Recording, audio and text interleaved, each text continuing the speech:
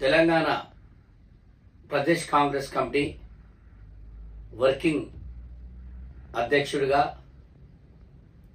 నాయని రాజేందర్ రెడ్డి గారిని నియమించాల్సిందిగా నేను పిసిసి అధ్యక్షులు మహేష్ కుమార్ గౌడ్ గారిని, ఇన్ఛార్జ్ మీనాక్షి నటరాజన్ గారిని మరియు ముఖ్యమంత్రి రేవంత్ రెడ్డి గారిని నేను కోరుతున్నాను.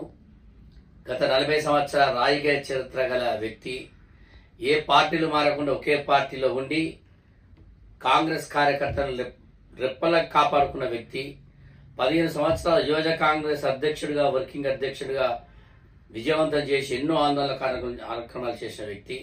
దాని తర్వాత జిల్లా కాంగ్రెస్ పార్టీ అధ్యక్షుడిగా 10 సంవత్సరాలు చేసి ఎప్పటికప్పుడు అపోజిషన్ టీఆర్ఎస్ పార్టీ ఎండగట్టిన వ్యక్తి.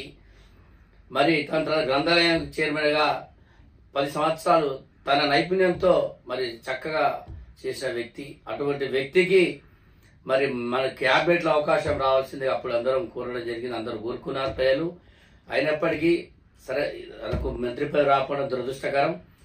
ఇప్పుడుగాన ఆయన వర్కింగ్ అధ్యక్షుడిగా నియమించాలని, వరంగల్ జిల్లాలో, ఉమ్మడి జిల్లాలో ప్రస్తుత పరిస్థితుల్లో ఖచ్చితంగా ఒక అధ్యక్షుడు రావాలని మేము కోరుతున్నాం. ప్రస్తుతం డిసిసి అధ్యక్షుల నియామకంలో సరైన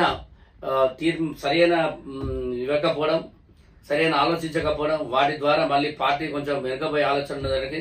తప్పకుండా రేపు రాబోయే గ్రేటర్ ఎలక్షన్స్లో మళ్ళీ రేపు జరగబోయే జెడ్పీటీసీ, ఎంపీటీసీ స్థానిక ఎలక్షన్లో మరి కాంగ్రెస్ పార్టీ విజయనికేతం ఎగిరేయాలంటే తప్పకుండా మరి కాంగ్రెస్ పార్టీ వర్కింగ్ ప్రెసిడెంట్గా నాయని రాజేందర్ రెడ్డి గారిని నియమించాల్సిందిగా నేను కోరుతున్నాను.